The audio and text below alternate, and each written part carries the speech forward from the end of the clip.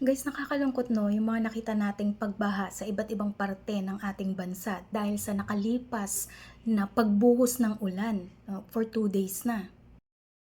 Nababasa din natin yung announcement ng mga government agencies sa kanilang Facebook pages regarding sa suspension ng government agencies o trabaho sa gobyerno. Siguro nagtataka rin kayo, paano naman sa private company? Meron bang work suspension? And ano yung applicable na rules? Paano kung walang work suspension? Pumasok ka, babayaran ka ba ng doble? Mabibigyan ka ba ng transportation allowance na dagdag sa iyong sahod dahil sa nakalipas na 2 araw, nakita natin na walang masyadong available na public transportation. So, ibig sabihin, walang bus, walang jeep. So, kailangan mong mag-taxi or kailangan mong mag-book ng Grab, gano'n. So, bibigyan ka ba ng additional transpo allowance?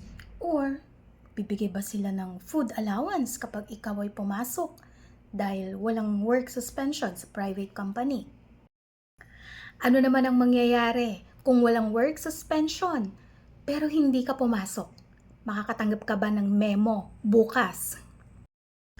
Para sagutin ang mga katanungang iyan, babasahin ko sa inyong inilabas na Labor Advisory ng Department of Labor and Employment noong 2022. So ayon sa Labor Advisory 17 Series of 2022, ang mga employers sa ating private sector, sa mga private companies, ay pwede na mag-suspend ng trabaho. So ibig sabihin, pwedeng mag-suspend or pwedeng hindi mag-suspend. Kasi ang nakalagay sa Labor Advisory, may suspend work. So, hindi po mandatory yung suspension ng trabaho sa private sector. Nasa discretion po ng management o yung tinatawag ito na management prerogative. Iko-coordinate nila ito sa kanilang Safety and Health Committee or sa kanilang safety officer kung kailangan bang magsuspinde ng trabaho sa pribadong sektor, lalo na kung may ganitong mga pagbaha kagaya ng naranasan natin sa loob ng 2 araw dahil sa matinding pagbuhos ng ulan. So, ulitin ko po, hindi po ito mandatory, ito ay nasa discretion ng management. So, pwede nilang suspindihin ang trabaho, pwede ring hindi. Depende sa kanilang discretion or prerogative. Ngayon, kung nagsuspinde ng trabaho si employer, okay, papaano yung magiging bayad nito? Ang applicable po na principle dito ay no work, no pay. So, nagsuspinde ng trabaho sa employer, so hindi ka pumasok, walang bayad. Bakit ganon? Walang bayad? Hindi ba ako pwedeng mag-demand? Total, si employer naman yung nag-announce ng suspension eh. Well, meron pong exceptions. Uli. Okay?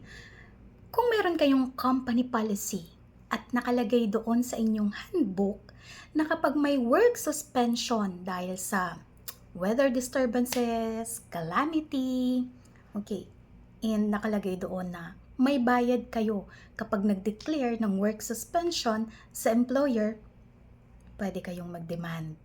So, una, nakalagay sa company policy.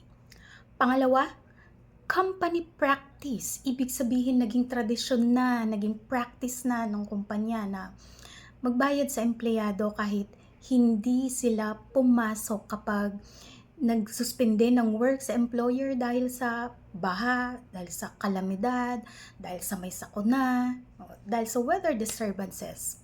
Okay?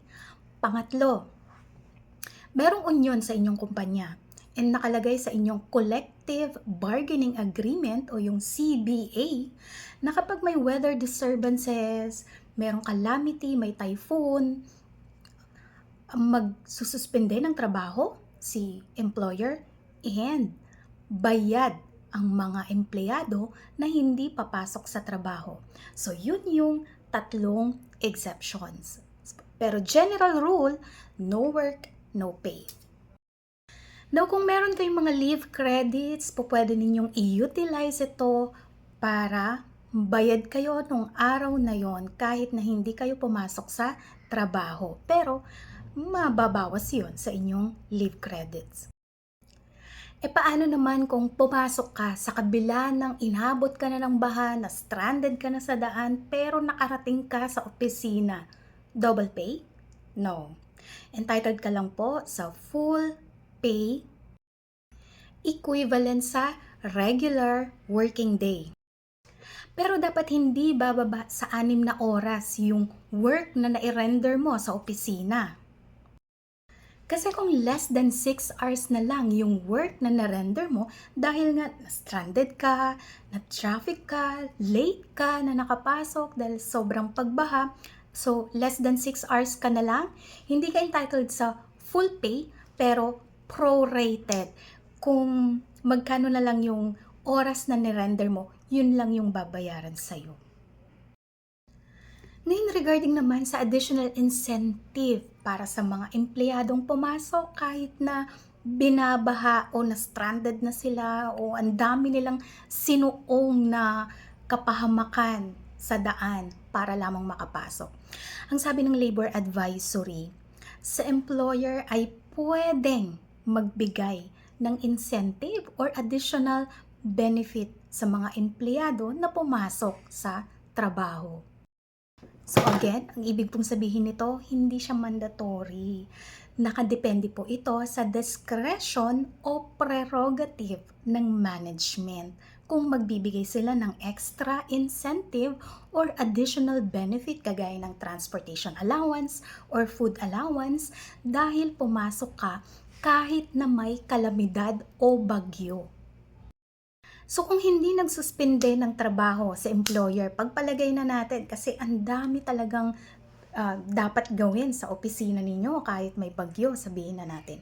Pero ikaw na empleyado, hindi ka pumasok. Pwede ka bang suspendihin? Pwede ka bang i-terminate dahil dito makaka-receive ka ba ng memo pagbalik mo kinaumagahan sa opisina ninyo?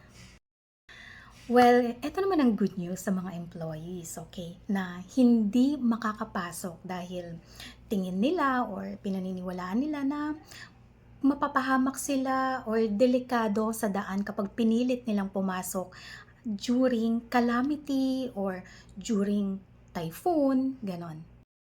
Walang administrative sanction na pwedeng ipataw sa empleyado na hindi pumasok kahit walang work suspension si employer sa private sector during calamity or typhoon. Ang ibig sabihin nito, hindi ka po pwedeng bigyan ng memo, hindi ka po pwedeng isuspinde sa trabaho dahil umabsent ka due to calamity. Hindi ka pwedeng i-terminate, hindi ka pwedeng tanggalin sa iyong trabaho.